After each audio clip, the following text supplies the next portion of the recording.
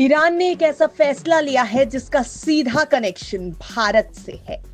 वो ऐसे कि अब ईरान ने अपनी राजधानी बदलने का ऐलान कर दिया है। वो इसे तेहरान से हटाकर मकरान में ट्रांसफर करने की तैयारी में लग गया है। अब इसका भारत से सीधा कनेक्शन कैसे है? अगर ये समझना है तो समझिए कि मकरान अगर ईरान की राजधानी बनती है तो भारत की पहुंच सीधी वहां तक जाएगी, क्योंकि मकरान ईरान के दक्षिणी तट पर स्थित है। मकरान का भारत से क्या कनेक्शन है, चलिए ये भी समझाते हैं।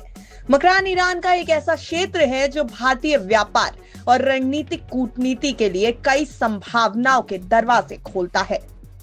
इसका भौगोलिक स्थान इसे भारत के लिए इंपॉर्टेंट बनाता है, महत्वपूर्ण बनाता है।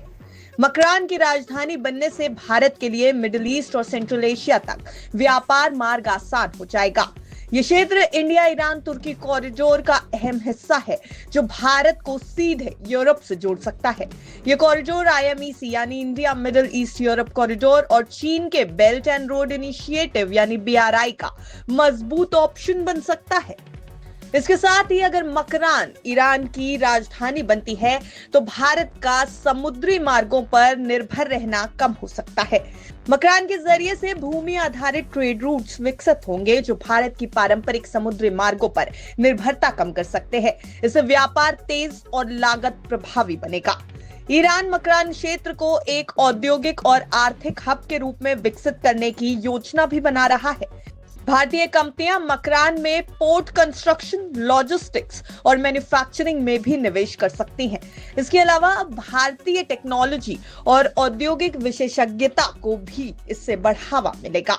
मकरान क्षेत्र में कैस्पियन सागर से एनर्जी पाइपलाइंस के जरिए सस्ती और डिपेंडेबल एनर्जी प्रोडक्शन हो सकेगी। भारत के लिए एनर्जी ट्रांजिट की लागत कम होगी और एनर्जी की उपलब्धता भी बढ़ेगी। यूरोप द्वारा रूसी ऊर्जा पर निर्भरता घटाने के बाद रूस ने एशियाई बाजारों की ओर रुख किया है।